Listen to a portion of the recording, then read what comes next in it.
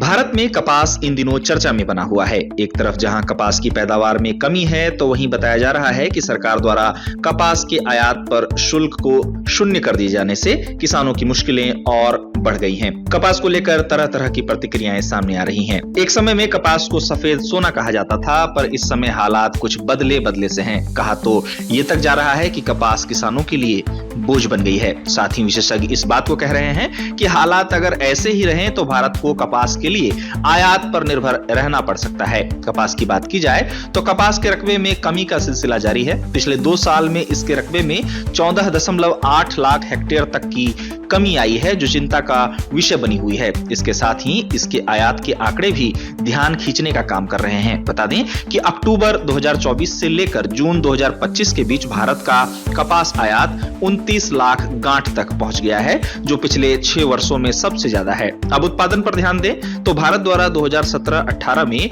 370 लाख कपास की गांठ का उत्पादन किया गया था। इसके बाद 2024-25 में इसमें कमी आई और ये 294.25 लाख टन तक पहुंच गया। इस तरह कपास के घटते उत्पादन ने चिंता की लकीरें खींची हैं। अब उत्पादन में गिरावट के पीछे विशेषज्ञों द्वारा जो कारण बताए जाते हैं, उनमें कीमत, नीति और कीट प्रकोप जैसे मुद्दे शामिल हैं। किसी भी फसल की कीमत चर्चा का विषय रहती है। जहां तक कपास की बात है, इसकी कीमत में कमी ने भी इसके उत्पादन को कम करने का काम किया है, ऐसा विशेषज्ञ मानते हैं। बता दें कि 2021 में जहां कपास की कीमत 12,000 रुपए प्रति क्विंटल थी, तो वहीं आज ये कीमत 6500 से 7,000 रुपए प्रति क्विंटल रह गई है। बताया जाता है कि अब कीमत के कम होने से किसान इसकी खेती करने से पहले सोचते हैं। इस तरह कीमत में कमी कपास के उत्पादन में कमी का एक मुख्य कारण बनकर सामने आती है। इसके साथ ही कुछ विशेषज्ञों का मानना है कि कपास उत्पादन, निर्यात तथा इसकी कीमत को लेकर उस प्रकार का समर्थन सरकार द्वारा नहीं मिल पाया है जो कि मिलना चाहिए। इसके अलावा